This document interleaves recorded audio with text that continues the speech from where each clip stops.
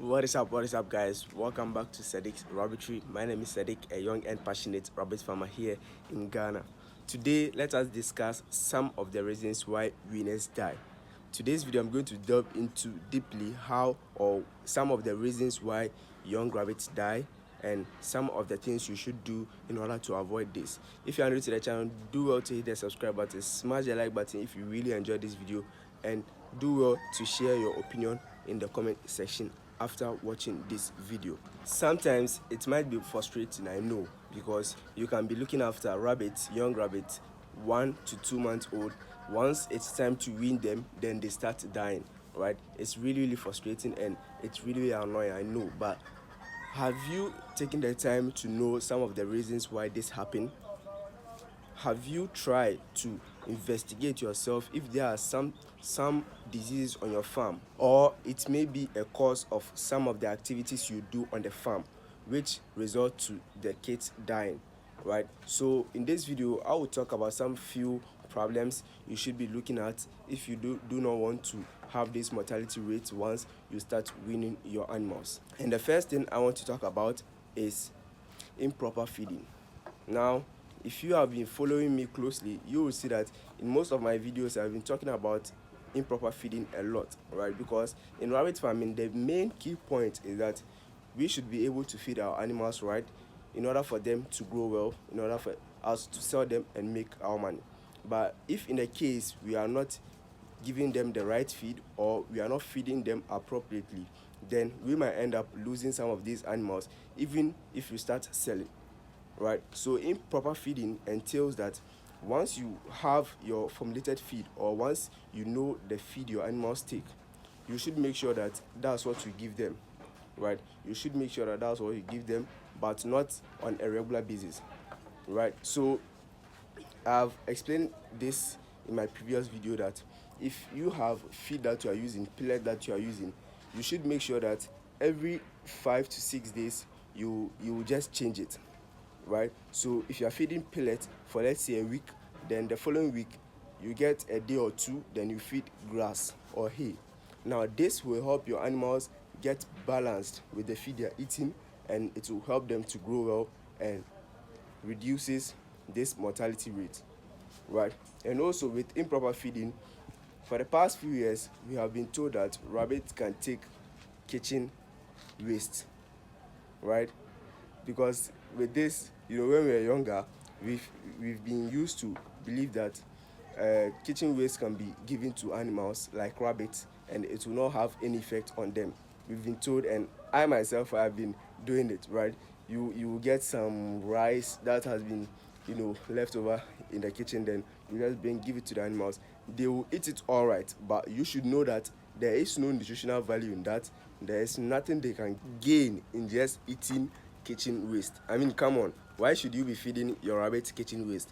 If you are out there and you are a suspect to this, I plead you should stop it, because there's nothing important for you to give this to your animals, because there is nothing in it, right? I'm pleading with you should stop it if you are one victim of it, right?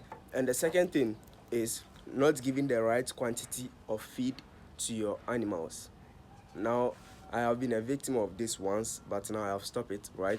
Because when you wean your animals, you might think that, oh, I have to be saving up some feed for the grown-up rabbit, so there is no need to be feeding all the pellet to my younger rabbit, right? So you tend to be giving the younger rabbits much smaller quantity of the feed, and giving the grown-up rabbits to much more of the feed, right? Which may result to the kids being lean, because they do not get enough nutrients and they lose weight due to not having enough feed.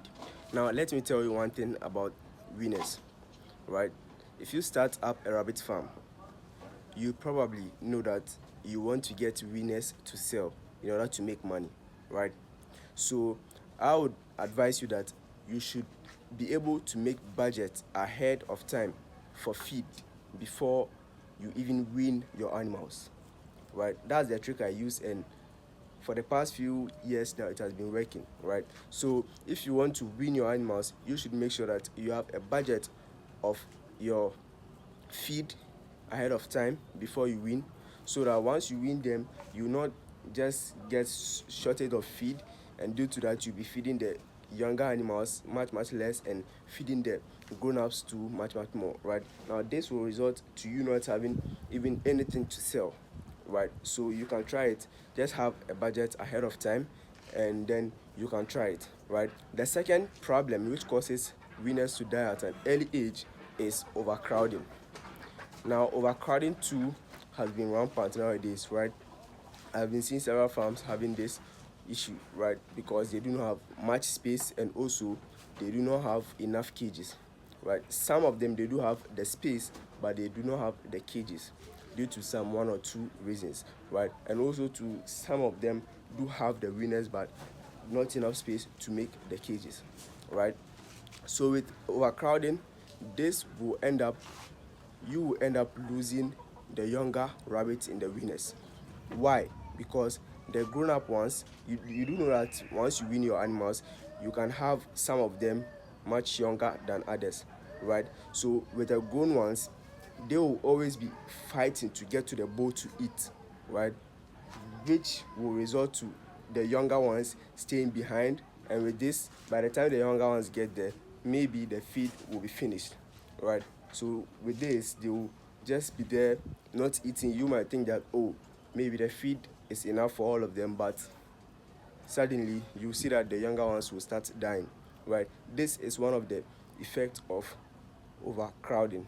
And let me tell you, if you do know that you want to go into rabbits with much higher doe unit, then you need to make sure that you are expecting more winners every month. Right, you are expecting more winners, because with this I do have 5 doe unit system, and with this 5 doe unit, they can give me up to 40 kits in a single litter. Right, 5 of them, they can give me up to 40 or 35. Right, so if I'm prepared that, okay, I'm expecting this number of winners, then I should be able to make spaces for them even before they come in. Right, so always have the right business plan before even breeding your animals or even starting the farm. Right, in order for you to just avoid all of these stuffs. Right, because sometimes once it comes, it gets frustrating, and you might give up on farming. Right, because of one or two mistakes you did. Right, but for now, with this video, you can get to learn more about it, and then you can get to avoid it. And with overcrowding too, it makes the spread of disease faster. So always make sure that you do have enough space already before weaning your animals or even breeding them, so that you can avoid overcrowding once you want to give them their separate cages. The next problem that I think will be the cause of death in your winners is inbreeding. Right, now, inbreeding simply means breeding a brother and a sister together, or breeding a father with their daughter. Right, so with this, it's very wrong when you are performing this, because experienced farmer will be able to do this, or commercial farms will be able to do this, because if they want to keep the lineage of a particular breed, like let's say if they have a pure breed, they want to keep it existent on the farm, then they can use the inbreeding to get the winners of those type of breed. Right, but just with these small farms and local farmers, it is not appropriate for you to do that. Right, because once and for all, if you do not know what you are doing, then you might end up losing much more of your animals. Right, so this will not be problem for you once you breed, but when they give birth and you want to win the kids, even after they give birth, you will see that you'll be having much higher mortality rate, because their blood is the same, and the kids that they are producing will not be stronger as the kids of different bloods. Right, so the winners too, you might have some of them having glaucoma, some of them having paralysis, and much more diseases, because of they are related in blood. Right, so with these 3 problems, I know this video will be very helpful to a lot of you guys out there. And also, if you do have any opinion on problems that causes winners to die, you can just share it with us in the comment section. I'll be highly grateful if you do so. Right, because I want to be learning from you guys as well.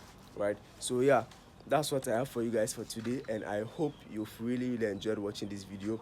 You've bagged a lot of information as usual. If you are new to the channel, do well to hit the subscribe button, smash the like button if you really enjoyed this video, and I'll catch you guys in the next one. Peace.